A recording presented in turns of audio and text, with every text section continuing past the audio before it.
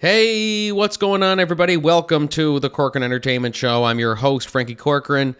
How's it going, everybody? Hope everyone's having a good week, good summer. It's crazy. It's almost coming to an end, but there's still lots of amazing stuff that's going on this year.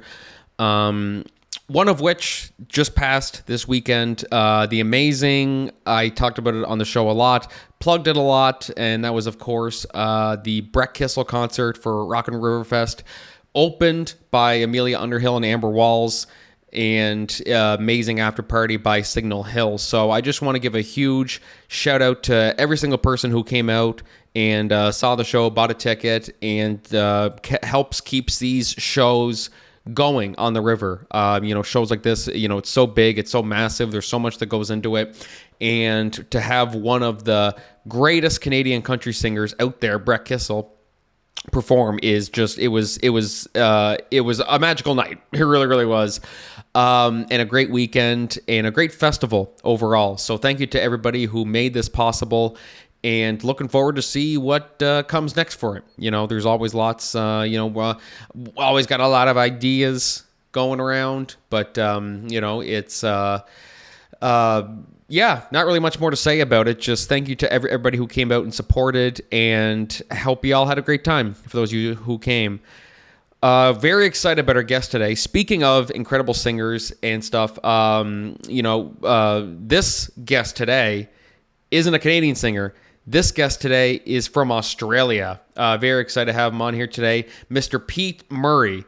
With more than 1.2 million albums sold, 4 consecutive number one albums, he remains something of a hidden gem, a world-class songwriter whose catalog of uplifting, emotive, and heartfelt songs continues to resonate with audiences around the globe. He is starting his Canadian tour on August the 8th in Victoria, BC, and he is wrapping up in Calgary, Alberta on August 16th. So we're going to put the link in the show notes to his website, and you can keep up to date. If you happen to be in any of the areas that he's performing at, be sure to go get tickets and support. And there will also be festival appearances with Kim Churchill. I almost said Kim Mitchell. Pete was a delight. He's a insanely talented singer, songwriter. And even he told me this off air that Gord Downey, the late, great Gord Downey, once said to him that he could not get his songs out of his head. And for someone like Gord Downey, who, tragically hip, you can't go wrong with him. So the fact that he said that to him, really stayed with him. And that's a huge compliment right there from one of the greatest of all time. So thank you so much to Pete for coming on. It was a great chat. I hope you guys really enjoy it. Later in the show, I want to give my thoughts. It was so funny that, I recorded last week. The Avengers Doomsday trailer came out last week. I never got a chance to talk about it because I recorded it. They just landed automatically. I was like, okay, well, I'll talk about it next week. So the Avengers Doomsday trailer, plus talk a little bit about some of the hype around it now that the trailer's out. We got a lot more news about it. Where's the hype levels at? We'll talk a little bit more about that. But anyways, guys, without further ado, just sit back, relax, and enjoy the podcast today.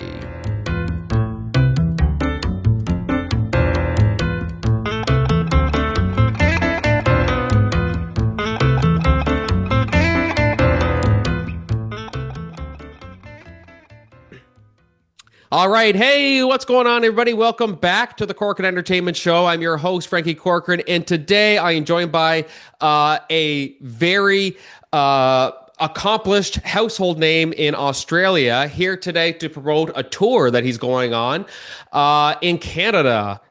So he'll be starting August 8th in Victoria, BC, and then finishing up in Calgary, Alberta, August 16th.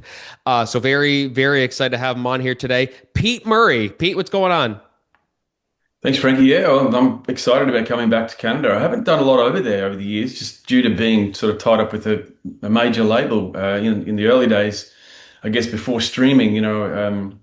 I did come up and do some shows, but my music wasn't released, so people couldn't hear it. So it was kind of pointless to.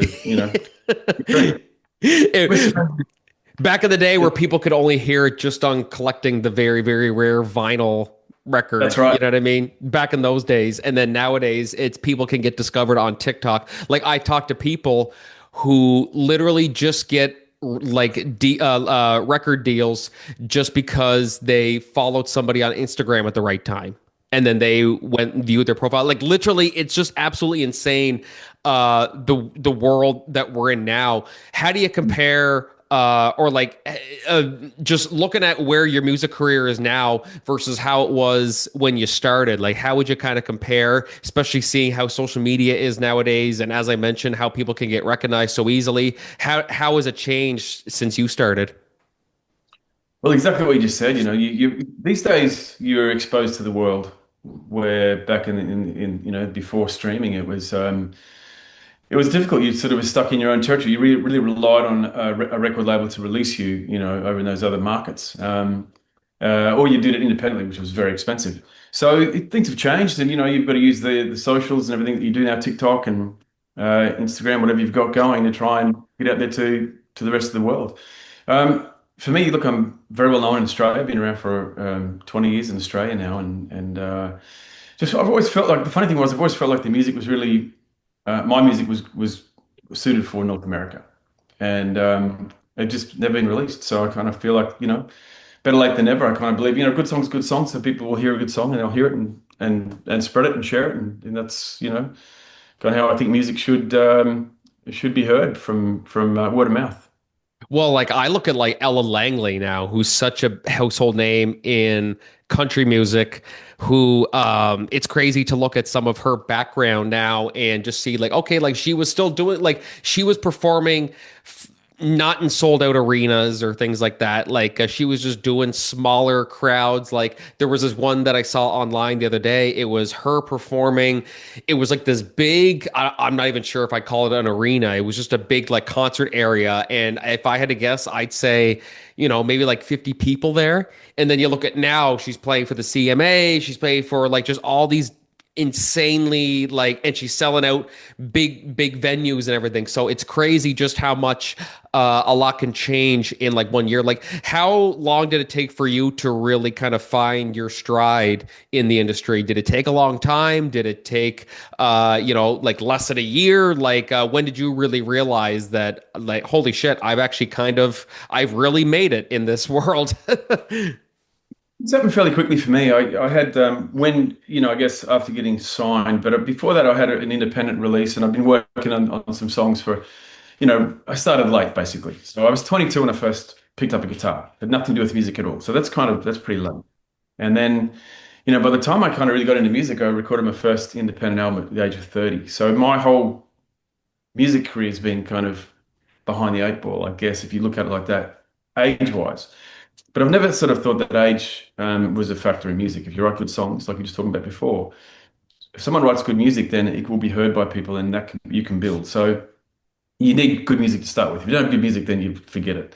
But look, when I did my independent album called The Game, that got really good reviews and got the attention of Sony Music. So Sony ended up signing me, but because of the things just went nuts after that. So the first song came out, we'd had already from the momentum I had going from the independent stuff, things just took off in Australia. So it was crazy and it went nuts very quickly. It's like jumping into the deep end of the pool and learning how to swim. You just got to jump in and go for it. And that's what happened. Was suddenly I was playing, like, to if I could get 20 people to a gig, that was a big gig to me. And suddenly then I'm going to 5,000. And you're just jumping on stage, and it grew so fast.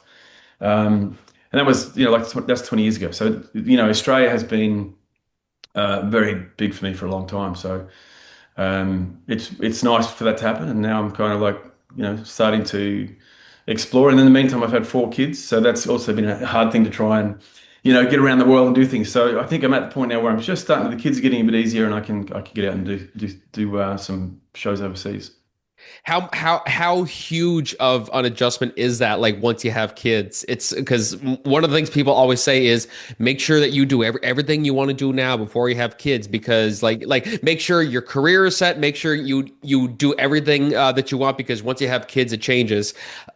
You, of course, being a musician, such a, you never know where it's going to end up. It's one day you're here, and the next second you're touring in Canada.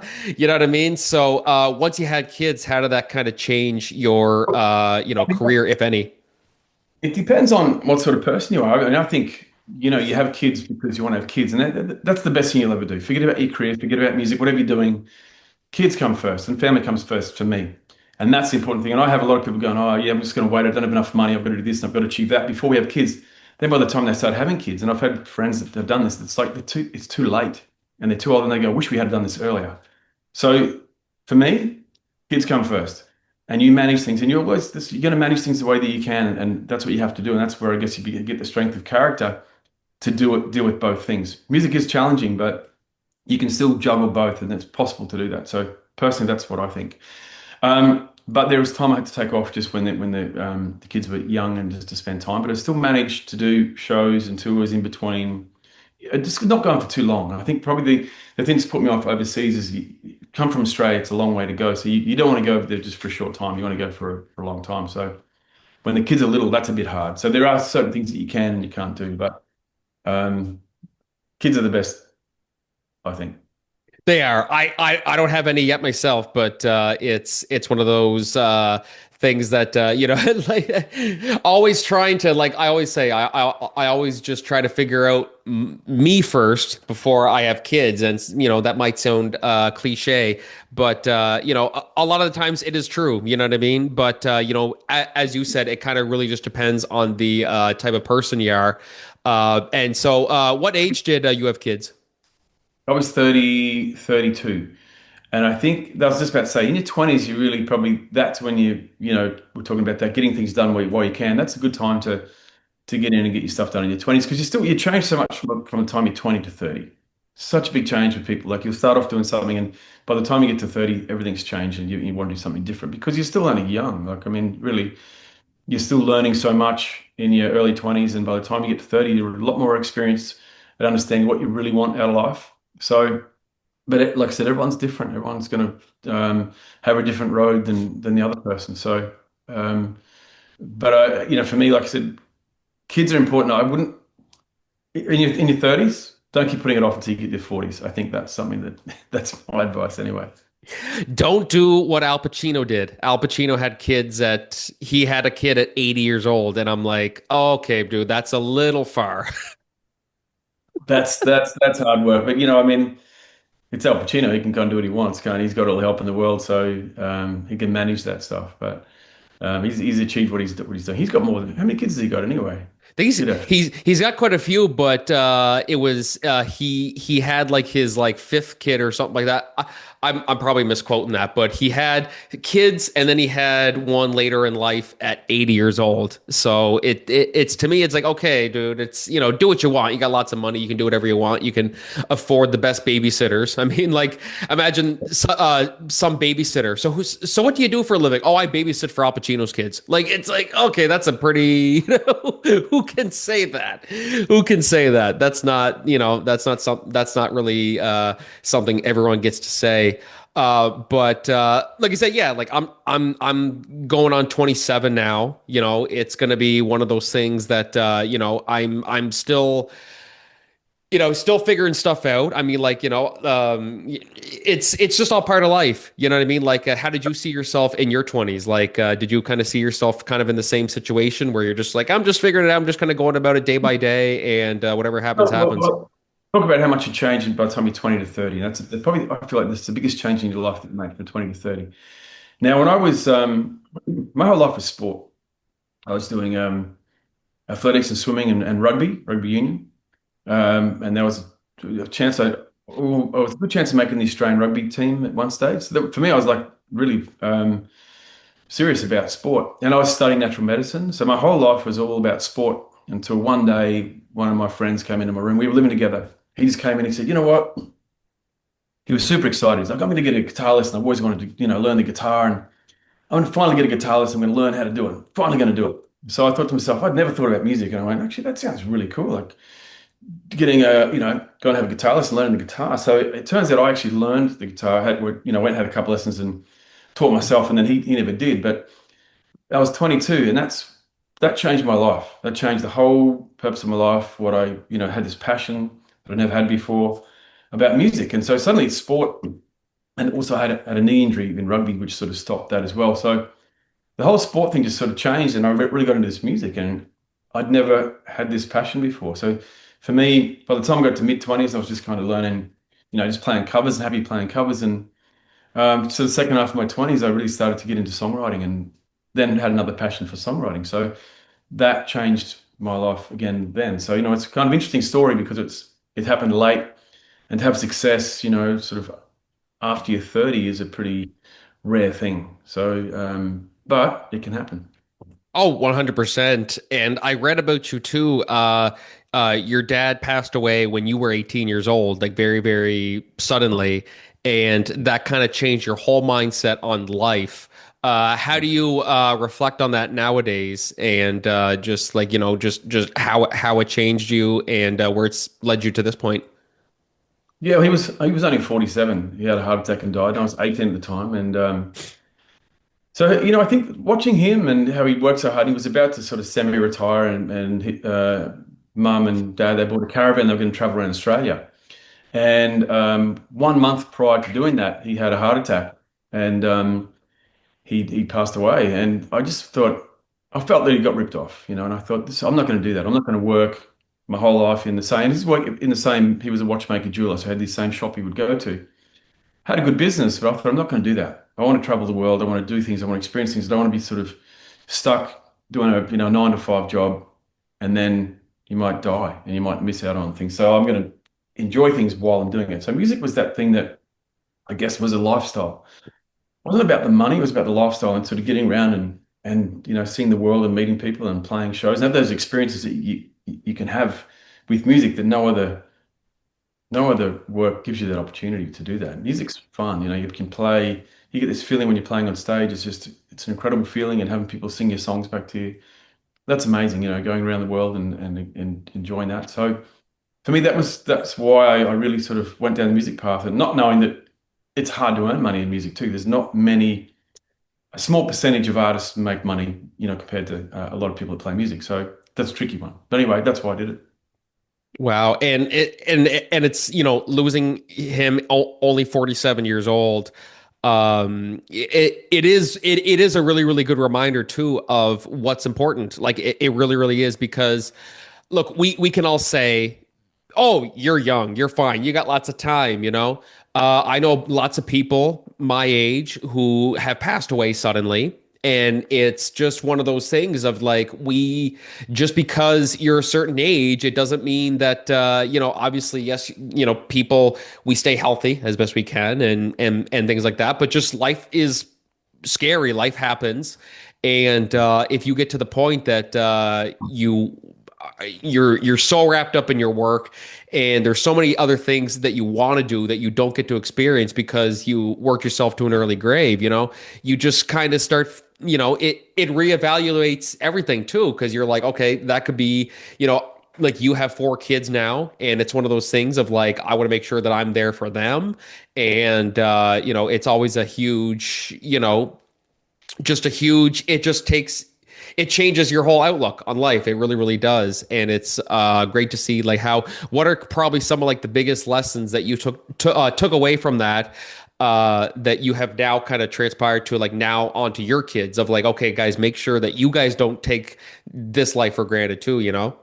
Well, my son's just started to play some music now, so he's doing writing some great stuff, and I think that's really great. That he was studying business at uni, and he's like, oh, Dad, I'm not sure I want to do the business thing. I want to do the music, and I was like, well, can you just finish the business degree first? And he was like, oh, he just didn't want to do it. So I still think he probably should have finished that, but then do music and enjoy it. And he's good at it too. He's got some really great songs, so I expect him to do pretty well. But like I said, it's all about the music, and for me. I don't know if you've had a chance to listen to my music, but I think it's suited for the North American market. Always has. And I remember dealing with the record label years ago. The first time they said, "Oh, we're going to release you overseas." Finally, they said, "Well," but when we said, "Well," myself and management said that we should be going to North America, and they were like, "Oh, no, no, we'll release you in the UK first, and if you can make it in the UK, then we'll release you in North America." And we're going like, that's two different markets. So, finally it's nice to come back and play, get something happening in North America. Yeah, no, absolutely. Absolutely. And so coming back to Canada, so some of your tour dates here, we'll put the link in the description where you guys can see them all. Is there one spot in particular for your return to Canada that you're looking forward to going to this August? I think it's a place called Coombs Country Fair. I think there might be a gig there. Never been there, so I'm just looking forward to going somewhere different. All the other places I've been to. Oh, okay. How much, so as a touring musician, how much say do you have in where you want to perform? Like, your agent might say something like, "Okay, well, you're going to be performing here." It's like, "Okay, well, can I perform at this spot instead?" Like, do you have that much say, or is it kind of just you just go with the flow, do the gigs that you're given, and kind of just roll with it that way? Like, how do you kind of go about it? Yeah, you got to say where you want to go. I mean, obviously the agents have connections with where there's festivals where the better venues are and things like that. So you got to listen to those guys. But you could say, look, I want to go to this place. Like I went backpacking in Canada years ago, and I spent a lot of time in Canmore and worked for the Alpine Club of Canada and did some work on they have like a range of huts right through the Rockies. And mate, it's amazing. You're going and just spending some time up in the Rockies there and working on that. So that's where I started to write a lot of songs as well over there. So it's kind of like I'm coming back to the place where I started to originally write songs. But that's you can say to the guys, "Look, I want to go there," and they'll try and work that into a tour for you. So it's quite easy to do. You kind of get your best ideas at it's so funny as a writer. It's one of the funniest things that we can be sit at home in front of our computer, beating ourselves up, trying to come up with a good song, or if you're an author, you're trying to come up with a good book or good storyline, and then you go to a different place. It's not your home, and it like that's when it all starts to come out. Do you kind of have a go-to place where it all kind of comes right out, and you're like, "Geez, I should have just came here from the start." People used to find this funny, but years ago, I live at Byron Bay. So Byron Bay is a beautiful, beautiful place, lots of great beaches, and people say, "Do you go down to the beach and sit there and write songs?" I'm going, "No, I go to the beach to surf. That's what you do at the beach."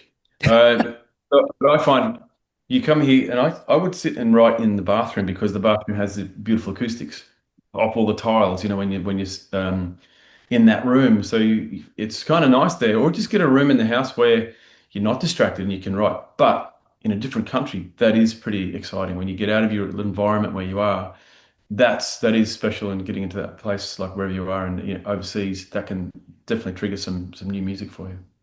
Yeah, just be in an environment that's not your home. Because, like, when you're home, there's too many distractions. Okay, now I'm seeing that my shelf is dusty. I had to go dust it. Oh, crap. I spent all this time dusting and I spent zero time getting that song perfected. So, and that's just the realism behind every single writer ever. You know what I mean? Any writer that says that they don't deal with writer's block, you got to be lying because everybody goes through it at least one point in their life, and it's just yeah, it's kind of like every year we all got to do our taxes every year. It's a lot. It's tedious, but it has to get done. And same kind of thing with writer's block. Writer's block's it's tricky. It's just you just got to keep plowing through that and see what you come up with. That's the thing. So I think if you allow it to happen and you sort of start to give up, then that's writer's block. But you've just got to keep going and keep trying to go back and write songs and maybe mix it up, write with some other people and go to another spot, do something that's different that might inspire you to do something. So Oh, absolutely. That's it. You got a lot of songs. You've been doing this for a long time. My favorite song was Opportunity, which I just I'll be sure to go download all of his music, guys, but Opportunity for me was probably like my favorite one. Do you have a favorite song of yours, or is it just for you it's they're all my favorite? yeah, no, I guess it just changes a little bit. I guess Opportunity is a great song to play. I think the lyrics in that song are really important and it's so special to people. It makes them think about what they're doing in their life. And if you're not happy, they find that exit to get out of it. That's the biggest thing that people don't do in life. They'll stay and they'll stay in something that they're not happy in forever because it's security, and they have this thing for security that, well, I'm getting paid, I'm going to stay here, I'm going to be so unhappy, but I'm going to stay here because for the money. take the money out of it and go and have an adventure and do something. That's like I said with music, I didn't do this for money. I did this for the lifestyle. And the lifestyle for me was I guess that song was written about me, like the choice I made years ago to go, this is what I'm going to do. And if you listen to Opportunity, that was played for years and years at the school graduations, because it was a song that would get kids to think about, what are you doing with your life? Make sure you're happy with it. Make sure if you're unhappy, then get out of it, find a way, but think about what you want to do. Think about what makes you happy, and don't be scared of don't be scared of possibility. The lyrics in that song are very inspirational for people. So, and it was a big song here back. That's like a that's 20 years old, that song. Back in 2005 here, that was the most played song on commercial radio, including all international songs. Now that's rare. That never happens. And it's just acoustic and guitar and piano. So, that was a massive song that just took over the place over here, and it's inspired a lot of people. So I'm Sometimes that's glad you all you like need. You don't need, like, some people might think you have to have all these different instruments and all these different artists come in and collaborate. No, sometimes it's just if you got a good message and you got a good voice, you got good lyrics, like just those are the things that make the song. It's not about making it flashy and bringing, oh, I got so and so on board. I got, oh yeah, see, look at that. This podcast is 10 times better because he's got his dog in here now. Oh my God, that is the cutest friggin' dog. You've been scratching on the door the whole time and trying to get out and coming over for a pat and a tickle. So I thought, should I just bring her to the podcast and Is say that a hello? beagle? It's a beagle ear. Oh It's my gosh. What's your name? What is your name? Ruby Tuesday. Ruby Tuesday. Oh my God. People who are listening to this right now are like, what the hell is he talking about? They're just, he's got the cutest beagle ear that I've ever seen. Just so happy. Uh, Beautiful dog. It's lovely. Now, does that affect your writing process? I find that always affects mine. Like, I love my dog to death, and I'll be sitting there working on stuff, writing stuff, and then my dog will come up, and I'm just like, "What are you doing?" I'll just go over and I'll just start petting him, and I'm like, "Oh yeah, that script I was gonna write. Yeah, I'll do it tomorrow." He comes and sits at my feet. Yeah, that's what mine does too. And then I'm like, I can't resist it. You're just too friggin' cute. Yeah, she comes sits at my feet and just I think maybe just loves the music and makes her relax, but she just loves being close. But But see, and that's also, yeah, like that's the best therapy too for the stress that goes into the industry as well. yeah, but during interviews she gets a bit painful because she's trying to scratch on the door to get out, and then coming back and wanting a pat, then trying to go out again. So I just thought, you know what, you can come in here. Just bring her Okay. in and you're gonna hang out with us. Oh my God, that is such a cute dog. Um, but yeah, like as I said, dogs or like, people have their own, like people like have cats or people have whatever the case may be to deal with the stress of the industry. Like, do you kind of have something that if you're, because as we said, with the industry, like it is very challenging sometimes. And sometimes we just need something to kind of help us decompress, to help us de-stress. Like, do you kind of have that one thing? Is it your dog? Is it your family? Like, what would you kind of say is the one thing that kind of keeps you grounded? It's the ocean. You go to the ocean, have a surf, have a swim, and you reset. The ocean's pretty amazing. It's pretty powerful to get out there, especially around this area. It's really lovely. Some really beautiful scenery, but that's where you go and reset and have a swim, and you'll come out feeling 10 times better. Surfing. I've always wanted to go surfing, but it's just like I'm kind of, not that I'm a bad swimmer, but I'm just kind of I wouldn't I'm no Michael Phelps, so I'm like, yeah. Do you have to be a good swimmer to be a good surfer? Like, Do you know him? He's amazing, that guy. Incredible. he's great, yeah. Yeah, to what he's achieved is amazing. No, you don't have to be a great swimmer. You're on a surfboard, but surfing just, I don't know, it's just something that just takes a bit of time to get the hang of. But that for me, that's a good reset, and you get out in the ocean when you're feeling a bit flustered, a bit funny. And may I say, the music industry, I think, is the hardest industry to have success in. It is not easy. It's so challenging. For anyone out there that's trying to make it, it's you've just got to, I remember doing this thing years ago. I was actually managing a band first before I started doing my own stuff. And I remember going to this, it was a managers meeting with a thing called Q Music here in Australia. And they sort of have little forums. You can go in there and sort of they'll help you with stuff. And I remember the lady who was running this, she said, there's three things that you need to be successful in the music business.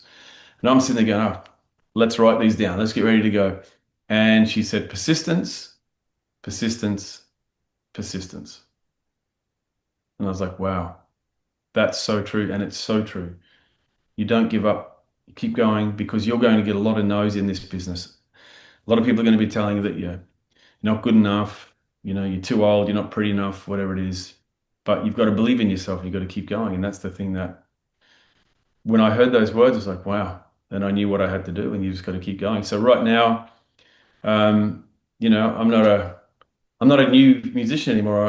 I've been around for a long time. I've got the experience, and to try and go to another country is not going to be easy for me. But there's a massive, great catalog of music that I have that people haven't heard yet. So for me, my mission is to get out there and play. So here I am now doing, persistence, persistence, persistence, still doing it.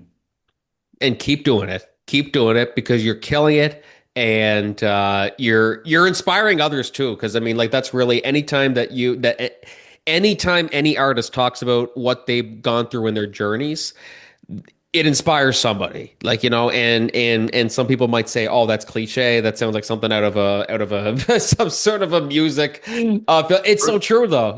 It is. Yeah, it's absolutely 100% true. And that's the thing that, I think I always say that, it's hard to have success in the music business, but it's even harder to have a career. That's the challenge. And a lot of artists and bands can have that success, like maybe the one album or the song or something that can happen. But the challenge is then the real challenge is having the success of a career, making a career out of it. That's where you need good songs, good catalog, and any artist that's been around for a long time and is still going and has that is worth listening to. And that's you mentioned the artist before, who was playing to 30 people and then now doing, massive acts. And that's because there's good songs there and people are now connecting to it. Yeah, and like I said, like with her, I mean, like her song "Choose in Texas" is everywhere on TikTok, everything, and it's just cool to see where they started. And other artists that I've seen are like that, like Taylor Swift. People always wonder, like is she overhyped? Maybe she's overhyped. But I mean, she worked hard for what she got. Like that's one thing for sure. She certainly worked hard for what she got. And there's many others like her that say what you want. You can say that you don't like their music, whatever the case may be. All art is subjective. You don't have to like the music, but the story behind it, where you see how they got to where they are, that they basically came from nothing, or they came from a broken home, they lost their family, so there's so much that comes into it, and they still make something good of it and they're able to succeed. And it's just truly it really is crazy just to think about some of the amazing stories that we've heard. Alex Warren is a big one too. I think he's a very, very I wouldn't say underrated. I think he's getting his flowers. He's getting all the recognition that he deserves. But there's so many others out there that we kind of hope will get that same recognition. Frank, is he Alex Ward? Is he a Canadian artist? No, he's American. He sings his song "Ordinary." Okay. Yeah, I almost said underrated, but I was like, no, the song's critically acclaimed. His music, he's ever. I said so. No, I mean, like, I think he's getting. There are plenty of artists who are underrated that I'm like, they need to get what they deserve, which is more praise and everything like that. Are there any artists that have come to mind for you that you're like, how are they not like Taylor Swift level? How are they not this person level? Are there any that come to mind?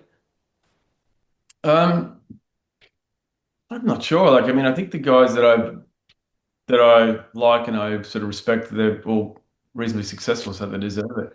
I think looking at Taylor's worked hard. She works very hard, and she's done a lot of stuff. She's led the way. I mean, look, I've just re-recorded, a bunch of my old stuff, and I guess Taylor led the way with that. She's inspiring a lot of other artists to do that as well. So you know, that's good for her to do that, and she's got a mass. I mean, there's a lot of people love her music, so the music's obviously good. If she's got that many fans, it's obviously good. You know what I mean? So, and she's got some great songs. Yeah, So exactly. And songs that people can connect to, as you said, and and you're doing the same. Opportunity, a lot of the other amazing songs that you're doing. That's just the one in particular that really, really stands out to me. But be sure, guys, to go check out all of his amazing stuff that he's continuing to do. Pete Murray. Um, and if you happen to be in any of the locations that Pete is going to be in, I mean, we'll put the link in the description to the website. You can keep up to date where it is and on social media and all that. But Pete, it's truly awesome to see how this is all gone for you. You know, very, very excited for you and your success and the stuff that you're continuing to do. And what else can you tell us about any upcoming projects? I mean, obviously, we talked about the tour. Do you have any upcoming albums or singles or anything in the works? Or yeah, well, I've re-recorded the big album for me was an album called Feeler here in Australia. It was a massive album, and I've just finished re-recording that. So I'm about to master it soon, and that will be available by the end of the year. So that'll be probably there's a lot of Canadians that were in Australia when that album broke, and they've still got a lot of fans from Canada. But just having your own version because the label owns that record. All the early records, I don't own them. And this is what Taylor did. Taylor, re-recorded her album, so she owns those. It's very important for artists too. I think understanding the business and owning your own music. It's always important to do that so that you can license it to someone else, so you always get it back. But if you go through a record label and they pay for it, they're pretty much going to own it, and you don't ever see it again. And they earn all the money, and you get if you get anything, you get a very small portion of that. So for me, the Feeler album is going to be coming up towards the end of the year. I'm doing some bigger tours here, bigger shows here in Australia. But I can't wait to bring, that back to Canada. Probably next year we'll be back again. But this time, tickets are starting to sell pretty well now. The word's getting out there that I'm coming back to Canada, and that's really good. So, like I said, I'm very grateful to chatting to you, Frankie, for giving me the time, and all other Canadians that are willing to come to the show that don't know me, just based on my reputation and what the success I've had in Australia. I think I get a lot of people that come to shows for that very reason. They've never heard me before and come along and are completely blown away, and then suddenly they've got a new bunch of new music that they love. I love discovering new music like that too, that you really love. So my goal is to give some new music to Canadians that they love and will continue to love for the rest of their life. awesome, and keep doing it, man. You're doing awesome, and very excited for you and all the success, guys. If you happen to be in Victoria, Calgary, wherever in those locations that are on his website, which feel free to go check that out. And those dates, be sure to go check out Pete Murray. Download his music on Apple Music, Spotify, wherever you listen to your songs. Pete, thank you so much, man, for taking the time to come on. Where can people find you on social media? Yeah, it's Pete Murray Music on Instagram. Just Google Pete Murray. You guys will find it on Yeah. TikTok. Just copy and paste his name in from the episode title. You'll get it. I think there's Pete Murray musicians around the place, so that's that's pretty. It's a pretty safe bet. And There, that works to your advantage. yeah, exactly. I'll bring Ruby over on the next tour. Hey, what do you think? Bring the mascot. Yes, that's the best mascot. How old is Ruby, by the way? He's turning 6 pretty soon. 36. Oh God, God love him. Or her. Her? Yeah. Her. Yeah. It's a her. Okay. All right. Sorry, I just assumed gender on air. No. I should have known that. That's a girl's name. Yeah, Pete, thank you so much, guys. We're gonna take a short break. We will be right back. But until then, this is Frankie and Pete Murray signing off. Cheers, man. It's fine.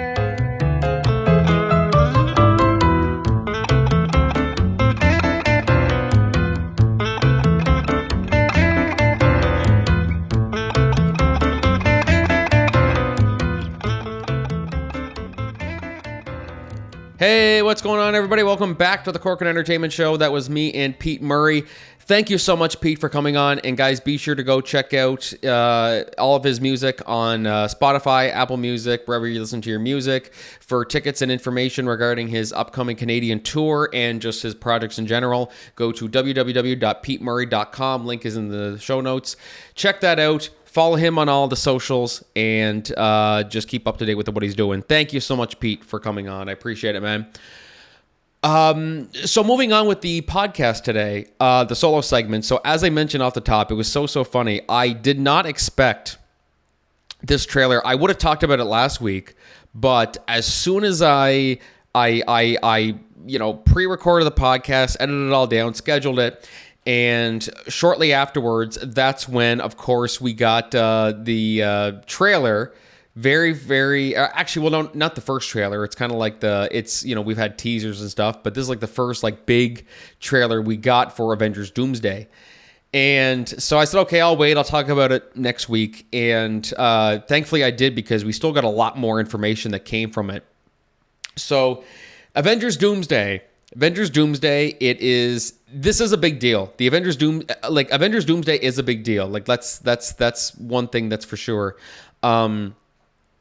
And because, I mean, here's the thing. We talk about, Marvel and, just how it's, it's still doing good. Like, they're still doing good. They're still very, very successful. Obviously, they're probably they're still the most successful films in the world right now, making like billions of dollars. But, when you look at, that's the quantity. Looking at the quality certainly has kind of deteriorated a little bit throughout, as kind of the films went on post Endgame. Not to say that they've all been bad. It's just you can definitely see where, the first phase of the MCU before, leading up to Infinity War and Endgame, it was just high, and then it just knocked out of the park, so that's not at all to say it's bad. People might try to twist that and say that's the case, but it's not. That's not what I'm trying to say. But this is a big deal because, obviously, as I, talk about a lot, Avengers Doomsday is it's going to be huge. This is going to be a juggernaut. The trailer already has 52 million views, and it probably got that within like the first week.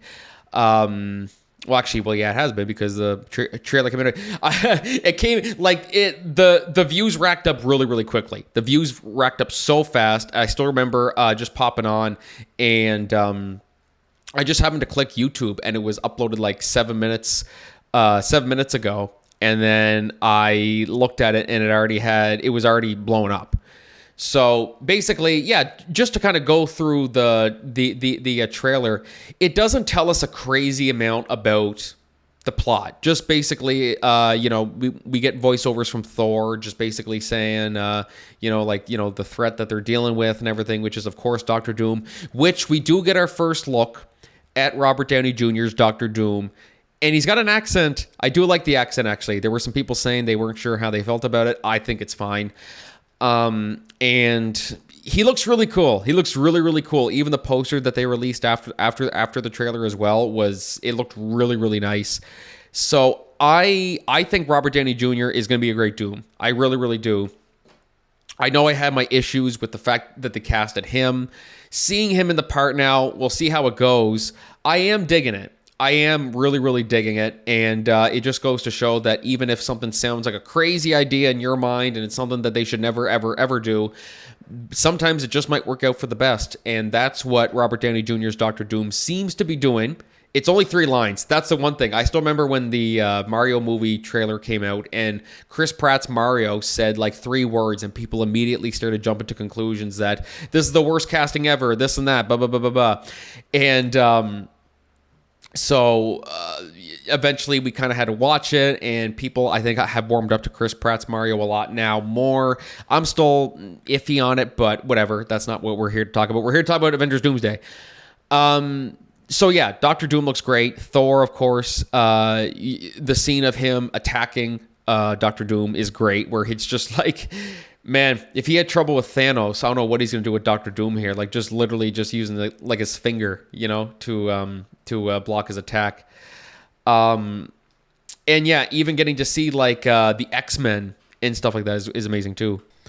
Now, it's not, I wouldn't say seeing the X-Men is like the highlight of the trailer. I would say really the highlights for me, because, I mean, we get some cool shots of the X-Men. We get to see Professor X, and we get to see clips of Cyclops and the Fantastic Four. We see all them. But for me, I find it's really just getting our first look at Doom is a big thing. Getting our first look at Doctor Doom. And I think for me, the biggest part of the trailer, or the best part for me anyway, was when Thor is reunited with Steve Rogers, Captain America. He's not in his Captain America outfit. He's just there as Steve Rogers. He's got a beard. He's got longer hair now, and he's kind of just like impossible. And he kind of does like the two-factor authentication thing. Like, is it really you? And he holds up Mjolnir, and then he grabs Mjolnir. And it gave me goosebumps. You know, say what you want about them bringing back Steve Rogers. Say what you want about them bringing back Robert Downey Jr., whatever the case may be. I can't deny that this trailer really had me buzzing. Now, as a first trailer, because really, I'm going to say this is the first trailer, because some people will say, well, no, we had the ones... The ones with, you know, they announced that Chris Evans was back and they had him with the baby and stuff like that. Yes, that's... I kind of classify those more as teasers. It was just like a minute thing. This is really like the first trailer where we get good look, or like we get a good look at, you know, the cast and everything like that. And a lot, it tells more about the plot anyway, which is still doesn't say a lot, but just essentially that, you know, they're faced with a big threat, which is Victor Von Doom. And so now they have Steve Rogers, who is back to help them. So yeah, this got me excited. So for a first trailer, this is amazing. This is an absolutely amazing first trailer. It doesn't need to say much. Is it the best trailer Marvel put out? No, I wouldn't say it is. I could even dedicate a whole topic or segment to just ranking the best Marvel trailers, but this one probably wouldn't be on there. But nonetheless, it got me super stoked. And it's coming out December 18th.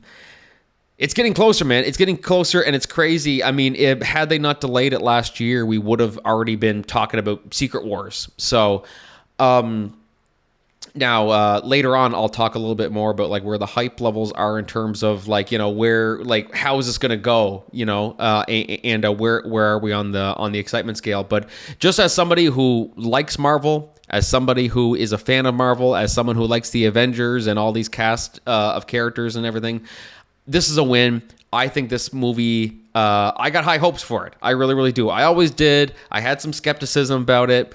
I got high hopes. This trailer really got me excited, and it didn't tell a whole lot. That's one thing. There's too many trailers nowadays that will give pretty well everything away.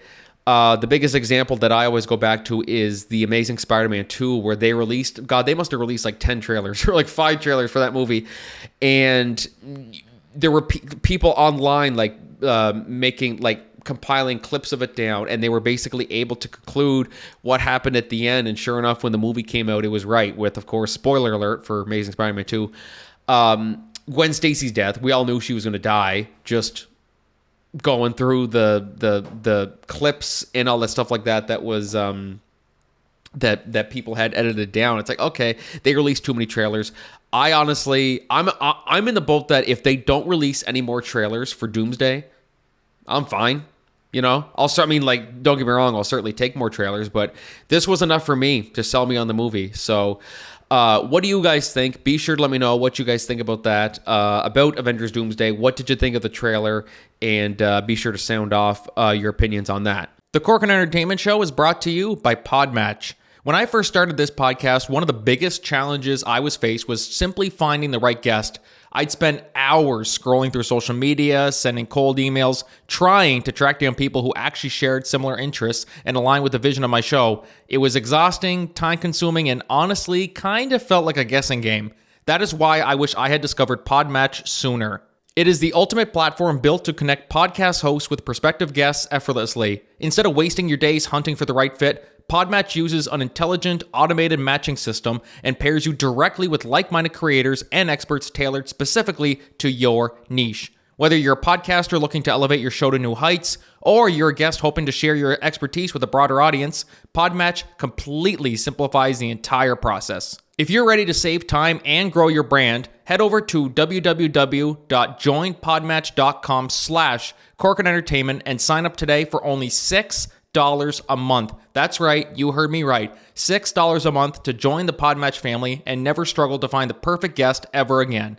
Thank you for tuning in to the show, and happy podcasting. This episode of the Corcoran Entertainment Show is brought to you by Holy Hydrogen, Okay, guys, let's be real. We all try our best to stay hydrated, right? But not all water is created equal. That's where Holy Hydrogen comes in. They've got this awesome device called the Lourdes HydroFix Premium Edition, and it takes clean water to the next level by infusing it with molecular energy. That means you're not just drinking water, you're giving your body extra support with every sip, better energy, less inflammation, and a real boost to your immune system. So try the Lourdes HydroFix Premium Edition today by going to shop.holyhydrogen.com/Corcoran and use the promo code Corcoran for $100 off your purchase. Again, that's shop.holyhydrogen.com/Corcoran and use the promo code Corcoran at checkout. Stay hydrated and stay healthy. And so now to talk a little bit more about Avengers Doomsday, we're kind of like dedicating all the solo segments to Doomsday. But, kind of to talk a little bit about, where we're at with the MCU right now, because, of course, at San Diego Comic-Con, we had a panel for Doomsday, and we got some of the cast members. We had Robert Downey Jr., Chris Evans. Come on. We even had a cameo from Ryan Reynolds in the Deadpool costume asking a question. It was really, really funny. So is that confirmed that he's going to be in it? I think that he's probably going to be in it. I don't know. There's just something about maybe there's been a lot of conflicting reports for a while about whether or not Deadpool will be in the movie, but I think this is pretty definitive that he's probably going to be involved in some way, shape, or form. I don't know how or how that'll go, but either way, yeah, so we got a lot of exciting news about that. Also, we just found out that they have officially confirmed Black Panther 3, which is going to be coming out in 2028, also directed by Ryan Coogler. And they just announced also that T'Challa, he's not being recast, but his son, they're doing a age up for his son. And David Johnson, actor David Johnson, who I never heard of, but seems he's very, very acclaimed and in theater and a lot of different things. So he's going to be playing T'Challa's son, and he will be the new Black Panther in Black Panther 3. So we're slowly, the MCU, it's getting lots of traction, and it's always kind of had traction. But now that I'm kind of looking at Doomsday, I kind of wanted to just kind of compare. Now, here's the thing. It's really, really hard to compare where we were with Infinity War and Endgame and the hype surrounding that versus Doomsday. So where are we at hype-wise? I still remember when the Infinity War trailer first came out. And just that blew up the internet. And then the movie came out, and it was incredible. And then because of how good it was and the cliffhanger it was left on, when Endgame was announced as the title and everything like that, that's when, the hype just went completely through the roof. So are we feeling that same way for Doomsday? After seeing this trailer, are we feeling like this is going to be the best possible movie there is for Marvel? Like this is going to save Marvel type thing? Well, first off, Marvel never really needed saving. I mean, Marvel's always been big no matter what. Is it as big as it once was? I mean, it certainly has declined a little bit in terms of it's at one point it was everything. But nowadays it's kind of getting to the point where it's not, I wouldn't really say fatigue, but it's there's just, I'm trying to think of the right word to say it. I'm not saying it's fatigue, because people still watch this stuff. That's the one thing that's for sure. But not as big as it once was, I guess, really is what I'm trying to say. And maybe I'm just going in circles with that. But so with Doomsday, I think once Doomsday comes out, and if it's good, which I think it is going to be good. It's going to be really, really good. I'm pretty confident in saying that. But if it's good, Secret Wars will be the biggest box office movie of all time. I don't know if Doomsday right now has the... Now, I think it's got potential to be a $2 billion film. I do think it does. Whether it's going to cross Endgame, whether it's going to cross some of those other ones, that's a little trickier. But I think if Doomsday is good, Secret Wars is going to just absolutely destroy the box office. Similar situation to Infinity War and Endgame. Just seeing like the hype and stuff like that. I mean, it's, as I said, it's kind of hard to compare, but even just going through some of the comments and going on like Instagram and TikTok, like Doomsday is everywhere. And I think because they have, Chris Evans and Robert Downey Jr. back, and they got Chris Hemsworth in there too. There's also some conflicting reports about Tobey Maguire and Hugh Jackman popping up in there. And I'm starting to think that it probably might be legit. I think it might be legit. So we're just going to have to wait and see. But overall, my personal thoughts on the hype for it, I think it's big. I don't think, because there's some things that it's hard to recreate that kind of hype. Infinity War and Endgame, the hype levels for those films, it was just something that you can't really replicate. So we probably shouldn't be spending a whole lot of time trying to compare, even though that's literally what I dedicated this whole freaking segment to. But I think I think definitely once we see Doomsday, we see how good it is, and then we'll see how this hype for Secret Wars is. It's just gonna it's gonna break the box office. I really do, because Marvel still makes money. Marvel does still make money. That's the one thing. I mean, there's lots of movies out there nowadays that would kill to have a $300 million opening. Meanwhile, Marvel would probably get a $600 million. People would be like, well, the film flopped. You know what I mean? Like, but anyways, be sure to let me know what you guys think. What are the hype levels for Avengers Doomsday right now? Are you excited for it? Are you not really? Whatever your thoughts are, be sure to let me know what you guys think. And we're going to call it for the show today, guys. I want to thank my guest, Pete Murray, for coming on. Be sure to go check out his website and keep up to date with his upcoming tour dates, his tour across Canada, and also his upcoming projects and social media and all that stuff like that. Download his music. Thank you guys so much for listening to the Corcoran Entertainment Show today. We'll see you guys in the next episode. But until then, this is Franky signing off. Have a great week, everybody.